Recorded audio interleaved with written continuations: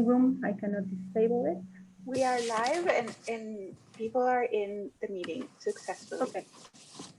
Thank you, Maria Lisa. Thank you, Thomas. So thank you, everyone, for being here for this wonderful presentation that we have prepared for you, perfecting your statement of purpose for a graduate program. Before we start and before we introduce our guests, I would like to introduce Education USA for those who don't know who are we and what we do. We are a global network of advising centers from the US State Department. There are more than 430 advising centers globally in more than 175 countries and territories. We are your official source on US higher education. We work with higher education institutions, with students, governments, and NGOs. We offer unbiased, accurate, comprehensive information about the full range of accredited US higher education institutions. We offer information sessions, group sessions, and one-on-one sessions. We also do workshops and webinars like this one. In our centers, we have resources and guides for US study. So we also are going to share how you can find your advising center in your country, in your city. Our webpage is right here, educationusa.state.gov. But at the end, we'll also share this information with you again, so you can contact your center and see what are the events and workshops that they have. Right now, we are just working virtually in all the centers, but once the COVID is gone, hopefully soon, you will be able also to have these services in person. Now, we would like you to let us know, where are you joining us from? You can see now, thank you. Now I'm getting some responses from you. So voting, where are you from? We are getting a lot of people, almost half of participants are from Central America, more than 50%, wow. We have also some people from North America, and we're also happy that have some participants from the Caribbean. So I'm going to, there is still some people getting the responses. Okay, thank you. And thank you for joining this session today. So you can see, and also, okay, I don't see Thomas.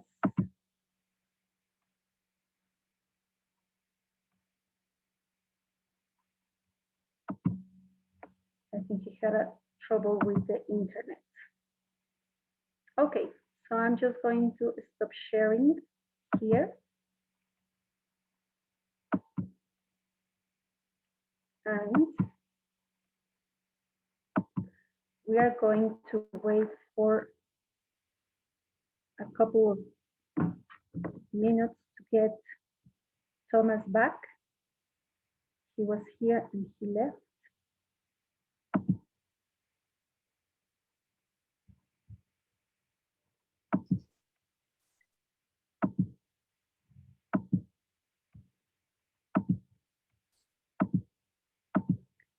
Okay, so maybe we have Thomas back in the room. Yes. We just need to make him co-host. Right.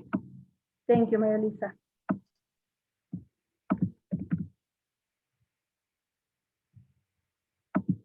So thank you, Thomas is back. And now we can see him and we can hear you, Thomas.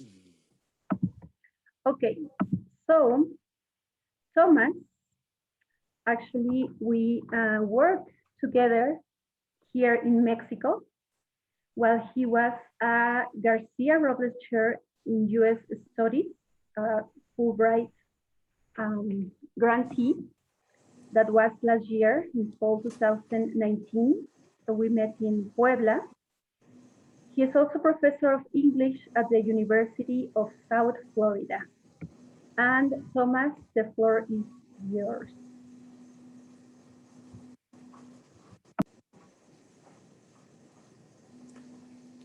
Hello. Yes, my name is Thomas Halleck. Yes, I do ride my bicycle everywhere. And thank you very much for the invitation. And thank you all for attending. I look forward to hearing more of your thoughts. And I apologize for blinking out before. I put my credentials there as a professor because I wanted to emphasize two things. First, I am a writing instructor and I teach languages or English, and that allows me, I think, to talk about the way in which we craft a personal statement. As a working writer, I feel as if I know a little bit about that.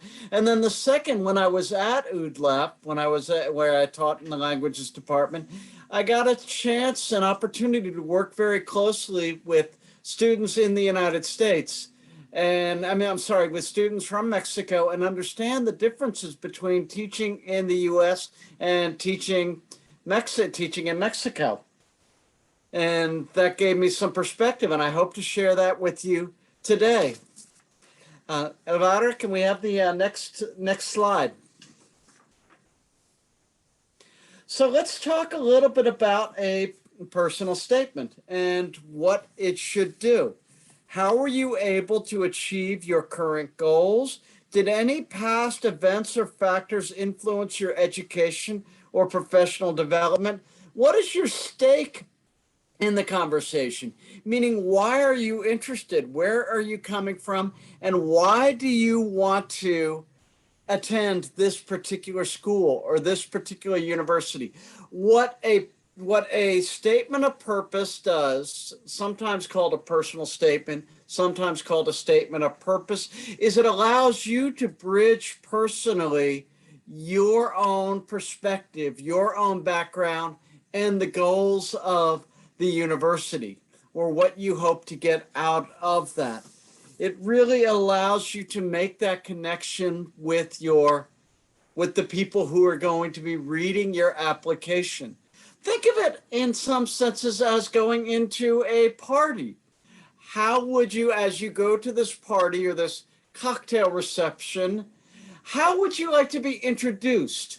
And on one hand, you don't want to be too stiff and formal and very serious. And on the other hand, you want to be appropriate and professional. So how do you present yourself to others?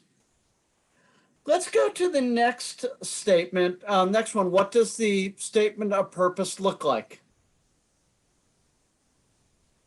Next slide. Again, think of it as an Think of it as an opportunity to set yourself apart. Use Times New Roman font or the equivalent. That's 12-point, single space. You don't want it to be crowded onto the page. You want to make sure that it is inviting for the reader. Make sure that the reader's eyes are relaxed as they look at it.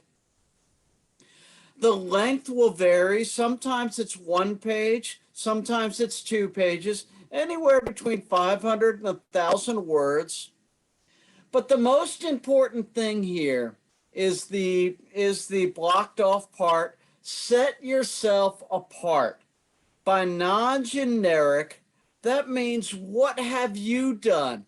What sets you individually apart from the whole stack of applications?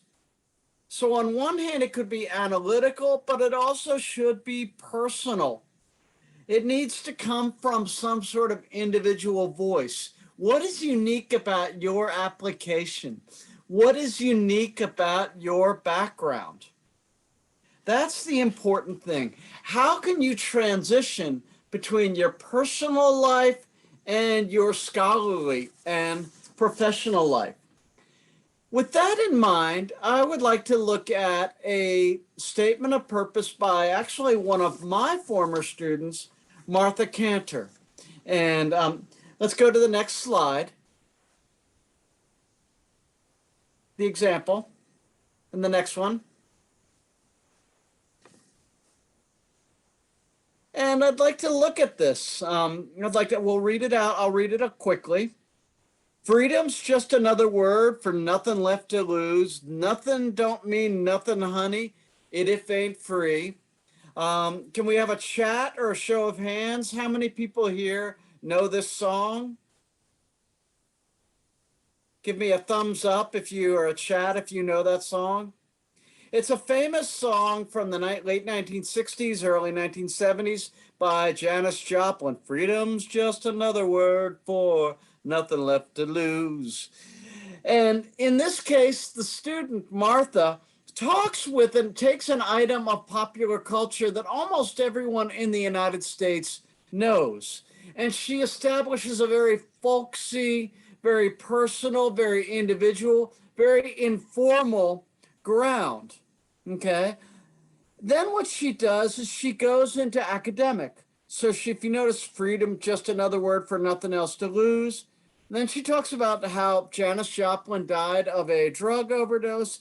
And that same year, Florence House's essay, Identity and Expression, a writing course for women, illustrated the critical need. So she has gone from her folksy, individualized, personal example to a more scholarly source, Florence Howe. And then she's going to have one more turn in which she brings up Elaine Sixou. And those of you that don't know her, Elaine Sixou is a feminist literary cultural theorist, very, very philosophical, very, very abstract. So Martha here has successfully gone from a popular song lyric to a scholarly essay to a work of feminist cultural theory, which is very heady and philosophical. And if you notice, it's almost like steps. Step one was personal, engaged. Step two was academic. Step three was philosophical, sophisticated. And she slowly ramped up from individual, personal into scholarly, intellectual. And as we get to the bottom of that paragraph, she comes back to the Janis Joplin. Devastatingly original because freedom don't mean nothing, honey, it ain't free. Now, if you notice in the next paragraph, Martha then turns the corner and goes from her example of Janis Joplin and her theory of Elaine Sixou to I found my own voice. So if you notice, she's creating that bridge from her scholarly life to her personal individual life. And then she's talking about Virginia Woolf. Upon my return to graduate school reading Virginia Woolf, whose work piqued my interest in contemporary women's writing. In a room of one's own, Woolf insists that women who write as women, forgotten she is a woman, encouraging new feminine ideologies and eschewing or avoiding patriarchal structures. Yet in Professions for Women, she bemoans or complains about the seemingly irrepressible influence of the Victorian angel in the house. And then there's more on breaking down Virginia Woolf. So again, Martha is creating a relationship between her personal life and her academic, scholarly, professional life. And that's really what I think the statement of purpose should do, is it should create the bridge between you as an individual and what you're trying to study. From there, in paragraph 3, scroll down a little bit more, Martha begins to professionalize herself. She establishes how she is already part of the ongoing professional conversation. So to review, she started with an individual anecdote, the song lyric. She then brought in a scholarly conversation. She created the bridge in paragraph 2 between her individual life and scholarship. And next, she's going to talk about the trajectory or where she is going, how she is part of this conversation. My recent scholarship, therefore, focuses on my interest in women's voices. And now she's going to talk about how she gave an academic conference paper. She's talking about the research that she already has in progress, how she made a presentation, and how she is giving a talk at the College English Association. That's an academic gathering. So what she is saying to her application committee is, hey, I am already started down this path of academia.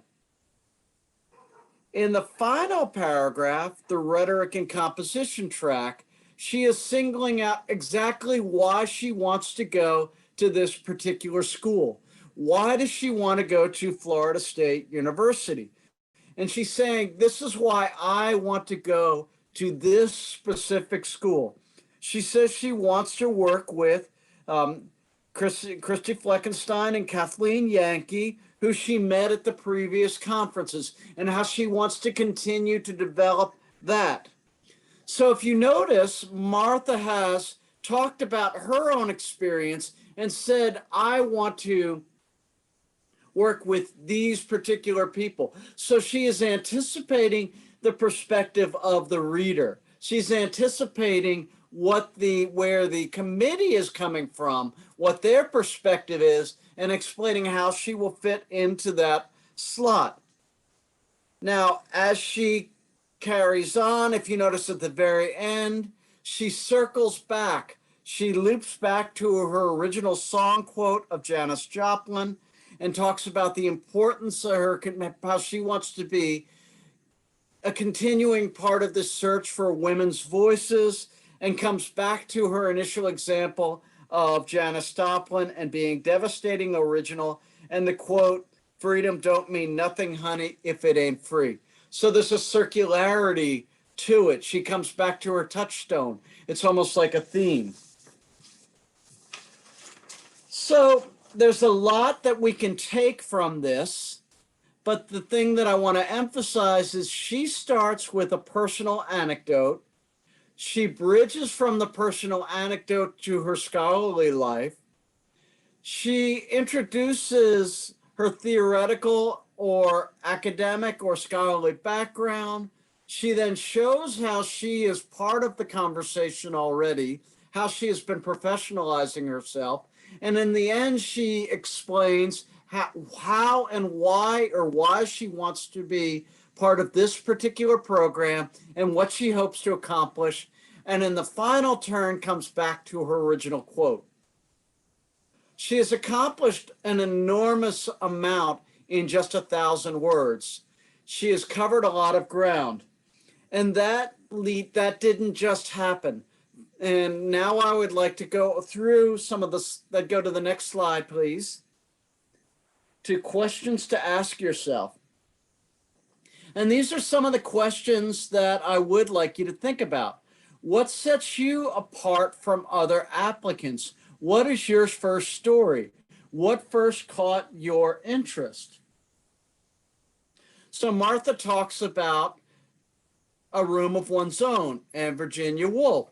And she was drawn to Virginia Woolf because in some ways for 20 years, she was a returning student. She was in her 40s when she went to graduate school. She had raised 2 children. And I think she understood Virginia Woolf's dilemma of losing a bit of yourself, losing your own voice as you fit into this conventional role.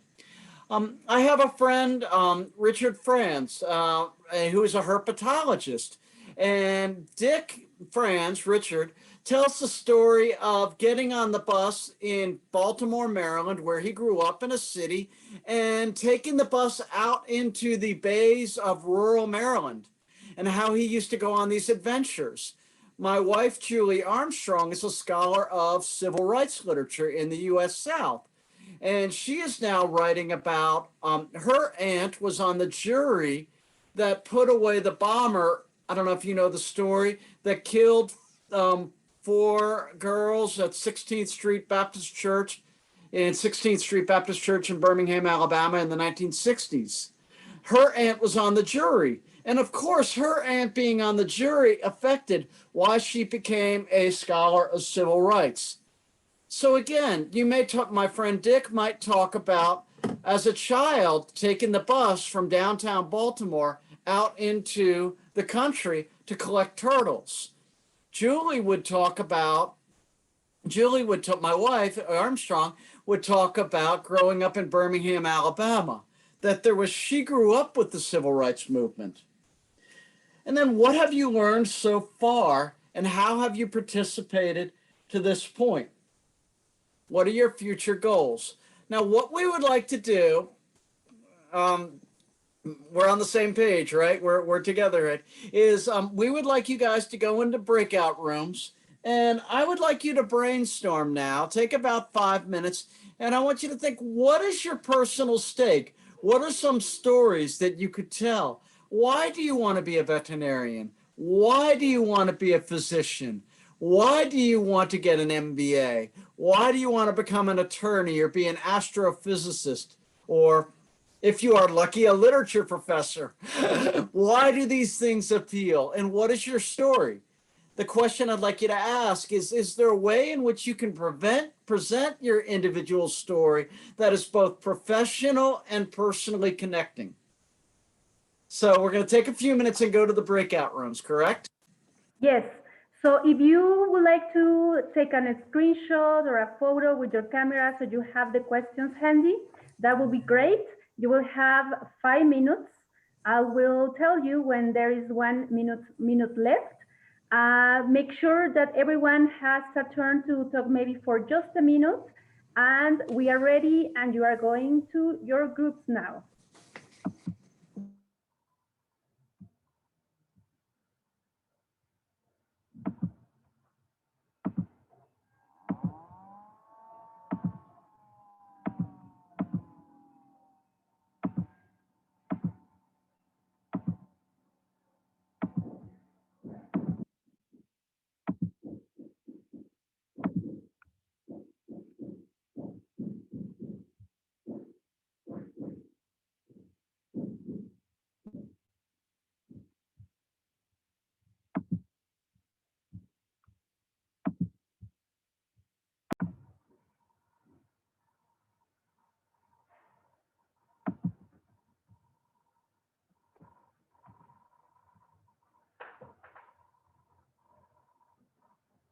You are muted, Tom.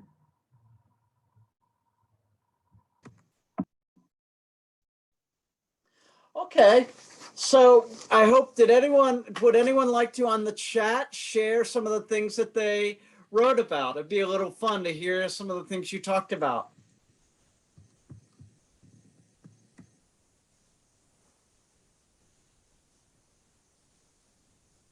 You can write about it in Spanish too. My Spanish is okay. You may have to help me, but it's okay. I speak bad Spanish, but in English is fine too. Oh, don't be shy, please.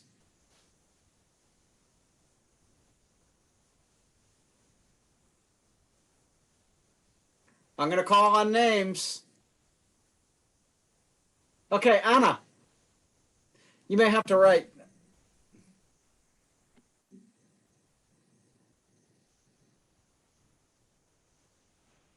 Okay, and some people talked about it hard being really special. There's something called brainstorming, and what you can do is just in the beginning write down things. Just start down. Do you know what I'm saying? Just start a list. You might, if I were going to talk about last night in the election returns, I would talk about how I purchased a 6-pack of beer, and it was my favorite beer. And I also purchased a big bag of chips because I was sad, and chips and tortilla chips make me feel better. And I would talk about looking at the map the next morning. And I would talk about how personally my friend gets. And I would talk about how my students were crying when they were talking. And I would do this whole list of things that I could write about. And it becomes less intimidating when I write all of the things down. And then, you with me? Yeah, so we have some questions, Thomas. We have, in one of the groups, they talked about drawing parallels between your life and your field, that it's sometimes hard to find something really special. So that's one of the comments that they have first. Also, good afternoon. My question is, coming from a STEM field, how can I make my statement of purpose as engaging and creative as the one from the example? That's a good one. Absolutely, that is a very good one. And there is a term for it in classical rhetoric. Rhetoric being the art of presenting yourself. Okay, rhetoric is how you present yourself. And the term is ethos. And I'm sorry, not ethos, it's pathos. Pathos, like a pathology, pathetic, like the word pathetic, emotional. And pathos is when you win yourself over to the person. Okay, when you really bring the person in. And I think the story needs to be sincere, unique, professional, but also believable and individual. You know, you don't want to say that ever since I was 5 years old, I wanted to be a brain surgeon. I don't believe you. Does that make sense? Yes. But on the other, yes, it is humble and too ambitious. I think humor goes a long way. Okay, it's okay to joke a little bit, to sort of, that's a good way of finding the balance. But also, I think these things, trust the process. Write these things over several drafts and it will come to you. All right. Thank you. We have another one. For us, was really complicated. How can we engage some hobbies or lecturing activities with research, for example? How do we measure, how do we engage some hobbies and lecturing activities with research? I think finding the example, finding the place where they intersect. So in my case, my academic field of specialty is environmental writing, writing about nature. And I might talk about how I enjoy canoeing and kayaking and how I've always enjoyed going on backpacking. And I think finding the point of intersection is really important. A good connection, so that they have to find out those two areas are. Jackson, we are losing you. We cannot hear what you're saying. Sorry. So it's raining. What's that? It's raining here. I'm sorry. No, okay. I think the second thing that I would like you to think about is, what have you learned so far? How has your academic studies so far prepared you? And that's where I would really say, go back and look at your old papers. So I forget who I was just talking to a few minutes ago, but she was talking about linguistics and language and a reading in class. And you might talk about your reading that you did or your homework and the essay that you wrote. And how have you participated in the field? Have you given some talks? Have you made a presentation? Have you given a student talk? If you have not, you probably should. In the United States, it's very common for undergraduates to participate in research symposiums. Do you have those little mini conferences for undergraduates? Usually in Latin America, they don't have that sort of experience. I don't know. That's the case for Nicaragua, but it may be different maybe for Mexico or Costa Rica or any of the other countries that are here today. Mm-hmm. Academic Honors Society. Do you have a club, a study group?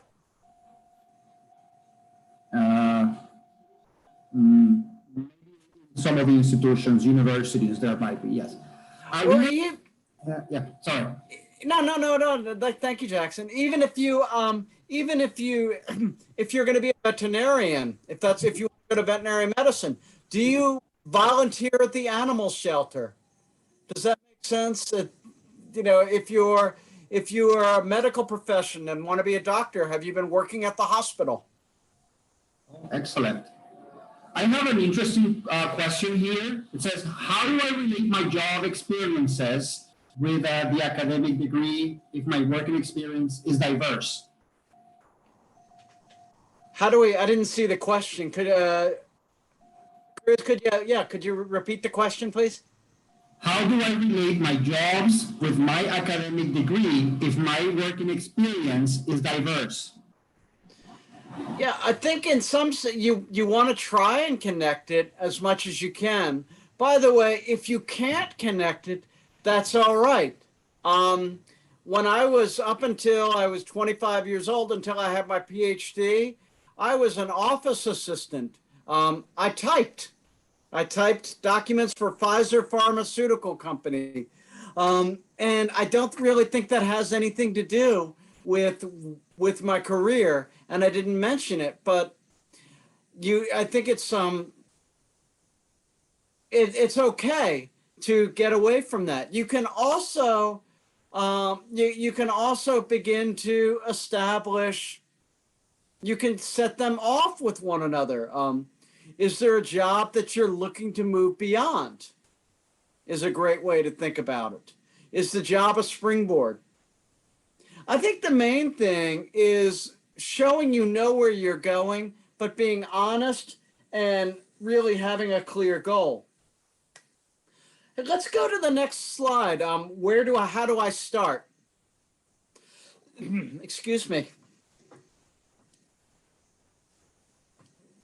Has everyone created your CV or your resume? Have you done a resume yet?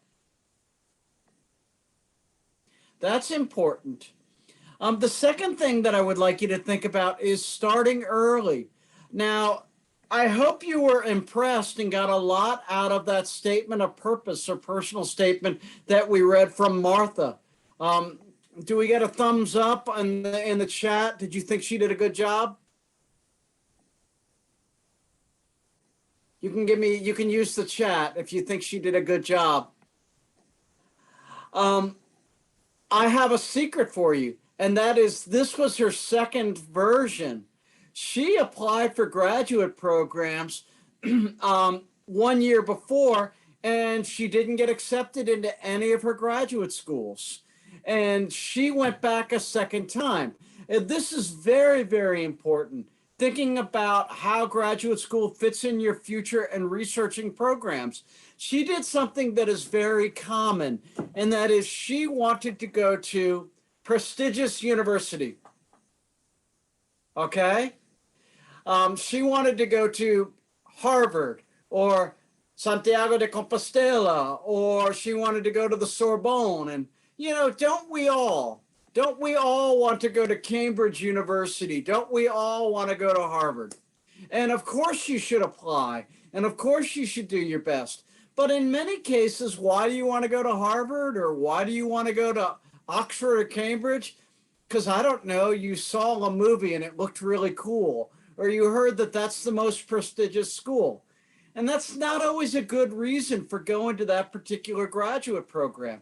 And I think it's really important to do your homework. Martha applied to prestigious university, did not get accepted. Then what she did is she regrouped. She talked about how, Carlos, I'll get to that in a second. She talked about how she researched schools in Florida because she had life issues. She has two daughters. One daughter actually has medical issues. She needed to stay close to home. She wanted to stay married. And she contacted the people at these schools, and she started to build connections. So she did her homework, and that was able to do it. Now, Carlos Moreno, thank you. That's an excellent question. Is there a specific structure? The answer is No. But there are some things that I think you should do. And I'm going to throw this out as a structure. I'm going to offer this as a structure. Begin with your personal story. Connect your personal story to your academic community. Explain how you have been professionalizing yourself. And then talk about why you want to go to this particular school. That's one way of doing it. You may, but I think about what the purpose of what you're trying to do is, and then how to address that purpose. There is no one way to do it. But I have given you a model that I hope you can follow. But definitely give yourself time to draft and edit. Martha's personal statement took over 2 years to write. And I think that's, you may not want to put 2 years into it, but I don't think that's unrealistic. For me, I am a writer, and 20 drafts of something is not a lot. And that may sound horrible. Now, the way to do that is not kill yourself in the first draft. Relax as you're starting out and have fun with it, and then get more serious as you move on. Let's move to the next slide, the why. This is really important because the statement of purpose or the personal statement is addressing the question, why do you want to go to this school? Why does this program want you in there? Why should they give you money? This is important because on one hand, it seems like credentials. Yes, I am sure you have great grades. If you have taken standardized tests, I'm sure you did very well. You probably have strong letters of introduction. And this is all important, but you know what?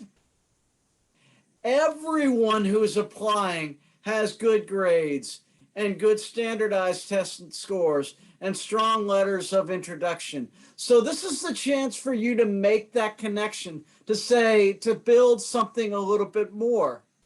So I would like you guys right now to take a sheet of paper, and I want you to answer the question right now. And we're going to kind of go through this. Why do you want to study what you want to study?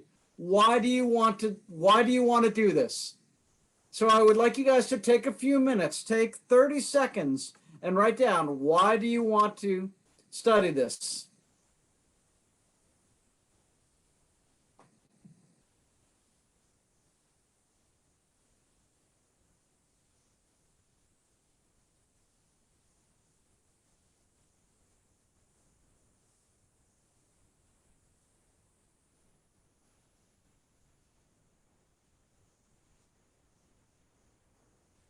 The second question, this may be the similar thing, but what drives you to this? What is motivating you? What's your purpose?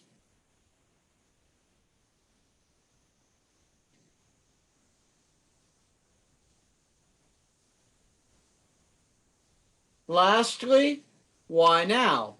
So I mentioned that my wife, Dr. Julie Armstrong, studies the civil rights literature of the United States. Why now? Well, it's very important because in the United States, with Black Lives Matters, we are having a national conversation about race. So that book that she is writing right now about growing up in Birmingham, Alabama, has a personal relevance. Why does it make sense? Do you think it's important to develop the economy? Are there revolutions going on in medicine? Is public health more important today than ever? So why now?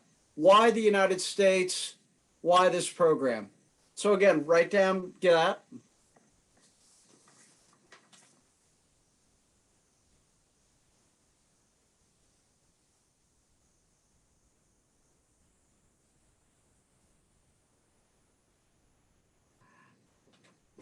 All right. Ana Gabriela, I do not have a CV, or a resume, but I am certain that some people at Education USA will have one, and I'm certain they have models that they will help you. So let's go to the study objectives one. The next slide, please.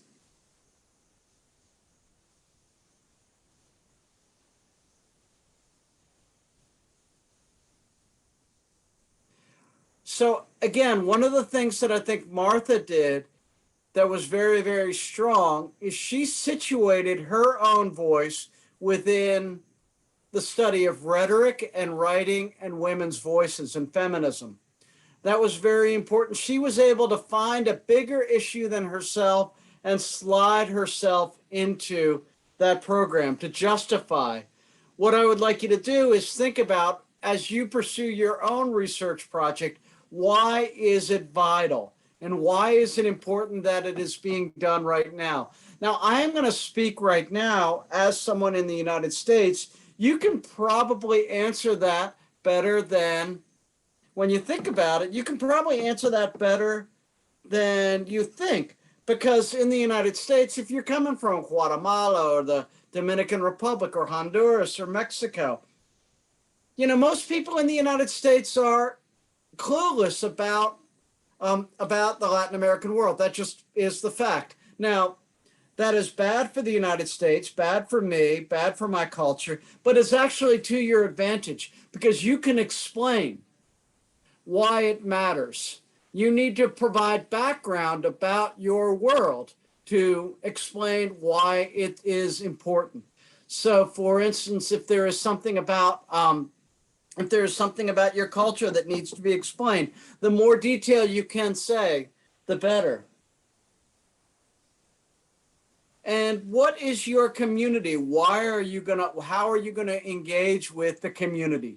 That's really important. Why do you want to go to the United States? Why do you want to go to this particular part of the United States?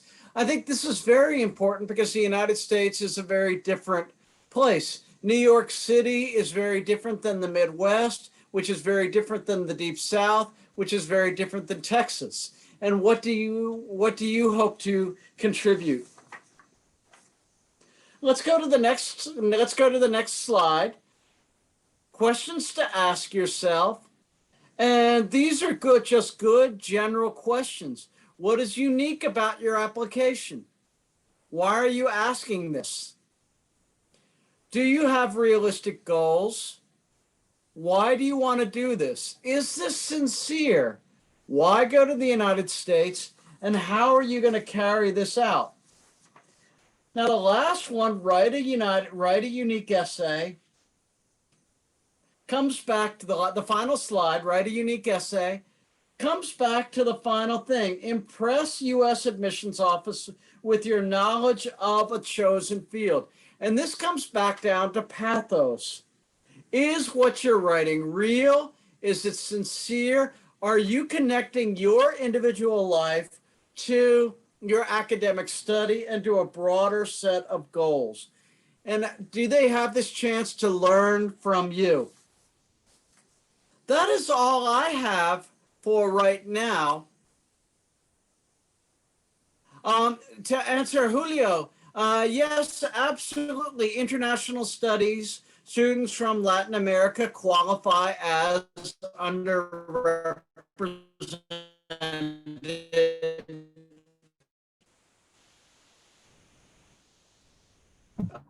We are losing you, Thomas. Minorities. And Thomas, we are losing you. very much to their advantage. What you're in class is perspective. I know this is a teaching.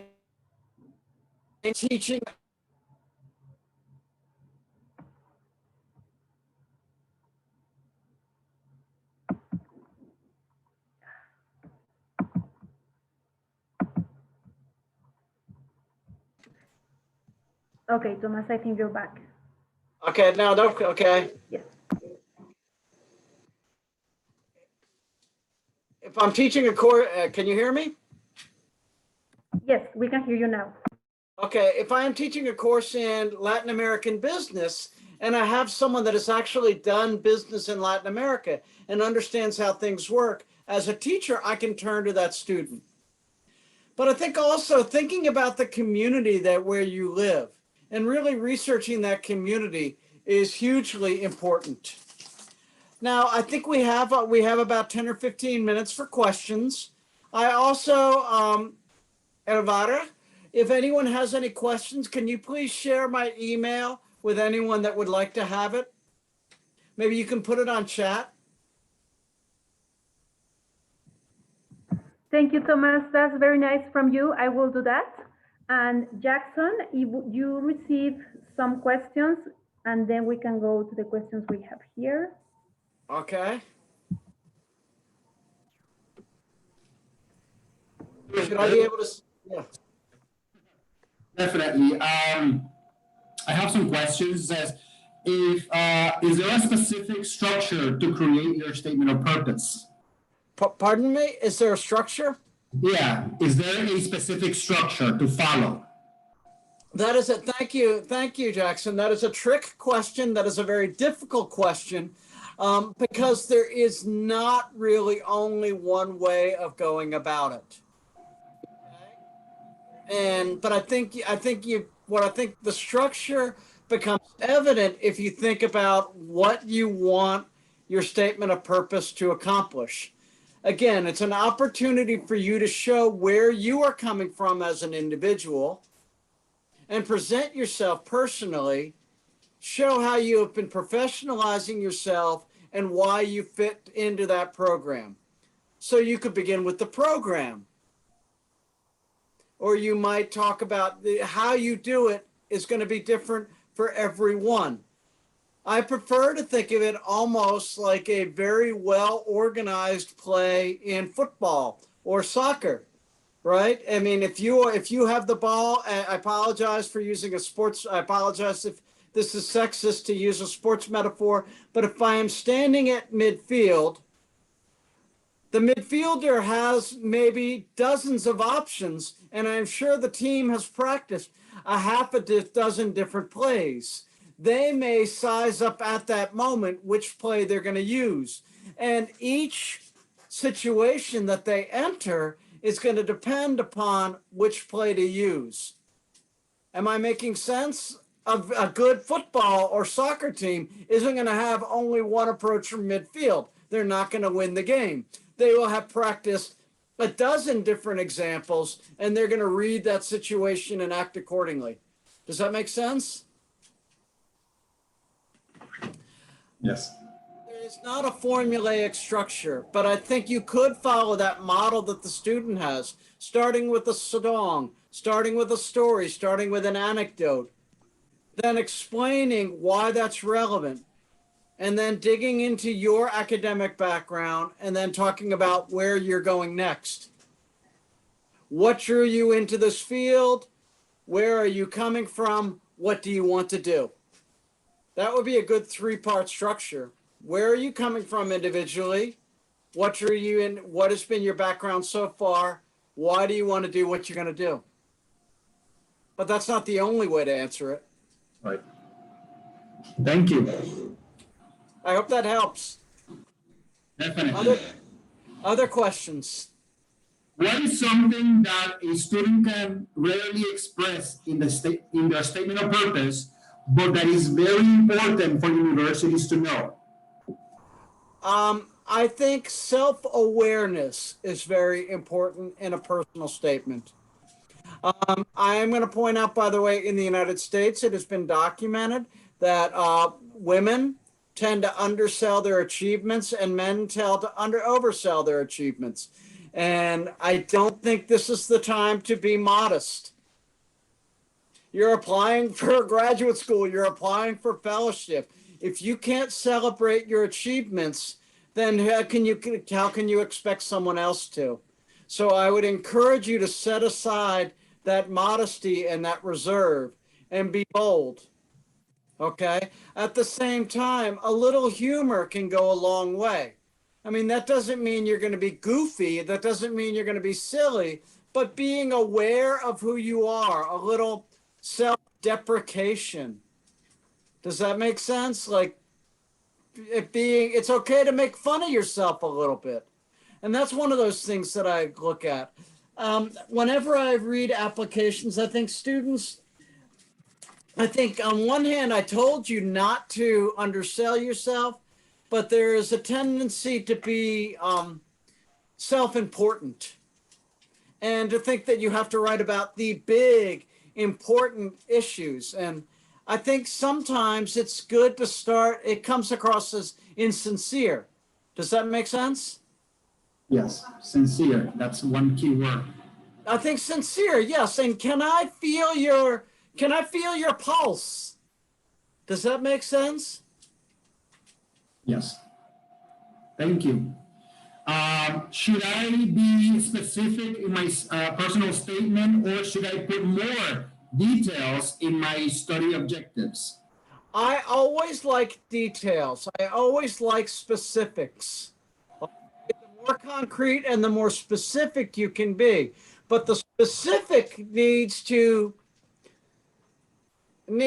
connect to the larger. Am I making sense?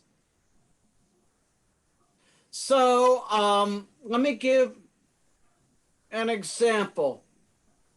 I might write about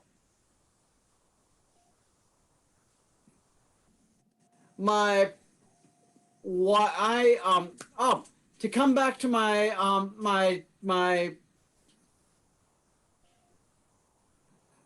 particular example. I like literature and the environment. That's my area. I would write about going to a specific park in the United States, Mount Rushmore. And Mount Rushmore is kind of a very cheesy and jingoistic park. And I was very moved by it when I was 14 years old. And then I went back to it as an adult and I thought, good Lord, give me a break. You know, where it's a whole bunch of, it's very patriotic and kind of USA chest beating. And in fact, the rock in which the faces of the presidents of the United States are carved in is a mountain that is sacred to the Ogallala Sioux Indians. And, now I look at it and roll my eyes. I go, oi. But I was very moved by it when I was 12 years old. So I might talk about that specific park and the faces. If you're in the United States, you know who the faces on Mount Rushmore are. Teddy Roosevelt, Thomas Jefferson, George Washington, and Abraham Lincoln. And I might talk about the faces of those four presidents. If you were reading about native languages and you wanted to study linguistics, talk specifically about the language. Talk about how you were really fascinated by the word in Quechua, and tell us what the word is in Quechua. Does that make sense? How to say thank you in Quechua. Am I making sense? The more specific you can be, the better. But the detail needs to lead to the broader point. If I'm going to write about Mount Rushmore and seeing the faces and Mount Rushmore and the four presidents' faces, I might talk about how I went as a child and was very nostalgic. But then when I went as an adult, I had much more awareness and I began to address the nostalgia that I had as a child. Am I making sense? Yes. And we have another question. What is the main difference between statement of purpose and my study objectives? Yes, exactly. We were talking, Ms. Castillo and I were talking about that right before. And I think in some senses it is a difference in degrees, and it's going to depend upon what your program is, because I am in the humanities. There's probably more latitude for a study of purpose, for the individual statement. But also, I think the study objectives is what you want to get out of. I think at some point you need to connect your individual purpose and the broader. I would imagine that the study objectives is going to be more objective, as the word would connect, whereas the statement of purpose would be more individualized. By the way, what I would highly recommend is when you're up, I have your answer. When you are applying, contact the director of graduate admissions at that program, okay? Contact the chair of the department that you're applying to, ask for the graduate of admissions, and say, could I see some examples of statement of purpose? And they are in the business of recruiting students, so most director of graduate admissions would happily send you some examples. Thank you. Other questions? I hope I'm being helpful. Definitely, definitely. I am applying to a program in STEM. Most of the time, those programs are very serious. However, I believe my personal story is worth telling or to be included briefly on my statement of purpose. Is that okay? I think it is okay. I think you have to judge each situation. Okay. You have to think about whether you are going to a formal party or whether you're going to a formal dress-up wedding or you're going to a party with your friends.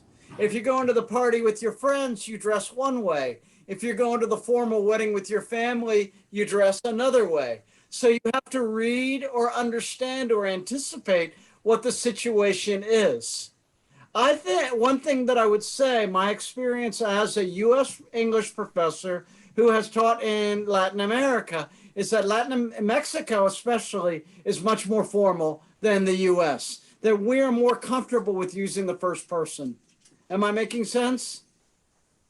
So I would encourage you to maybe be, it's okay to be personal, but think about what you reveal. If I were writing about the election last night, I don't think I would say how I bought a 6-pack of beer before I turned on the election results. What I may talk about is how I pulled up the map, how I went to bed despondent or despairing, and the next morning pulled up the map and began to realize that, hey, all is not lost. Am I making sense? In that case, I am not saying anything unprofessional about myself if I say, the first thing I do when I boot up my computer on November 4th is pull up the New York Times electoral map. When I went to bed the last night, I was despondent. I was depressed. Clearly, Donald Trump was going to win. As I looked at the map, however, I started to add up the numbers. Nevada, here's where you use details. Michigan, Wisconsin, Nevada, Arizona. They added up to 270, what the president needs to win this thing called the Electoral College. In this case, I have used the first person, but I haven't told you things about myself. I haven't told you the name of my dog, or that I drank too much beer the night before, or that my wife was crying. Am I making sense? There's a way to bring in, and I think by telling that story of pulling up the map, I am bringing someone into the moment. Do you know what it's a very powerful objective. I mean, it's a very powerful way to connect with your reader. Thank you. Thank you so much.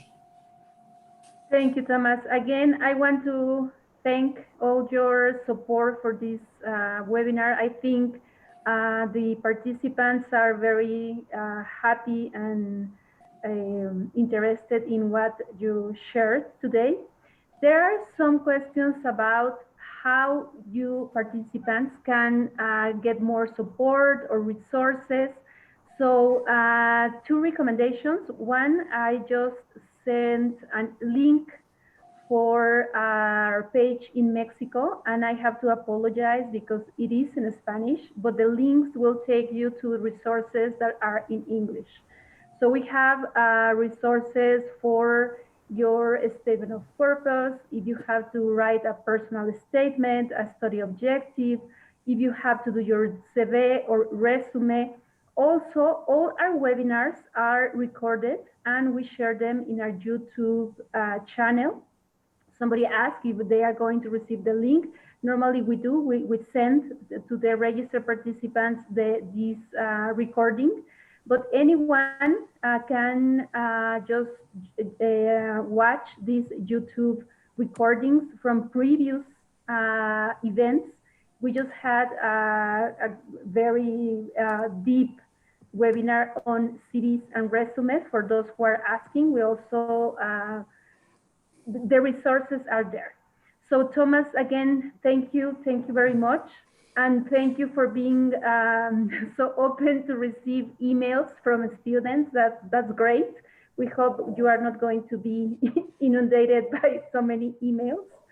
And just before we go, just to And I have one.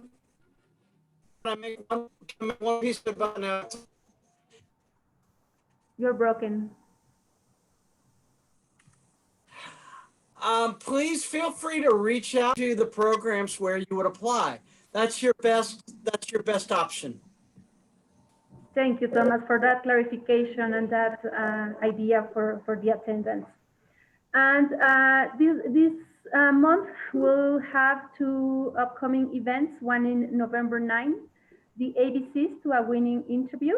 And this is targeted to high school students and graduate applicants as well.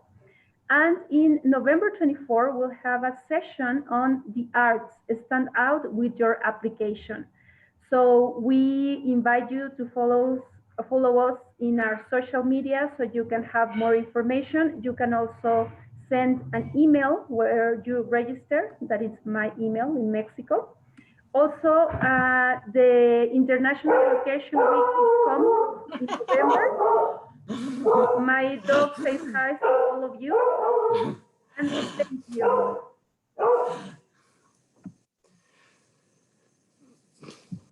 Thanks again and have a nice evening. Have a nice evening, everyone. Un segundito.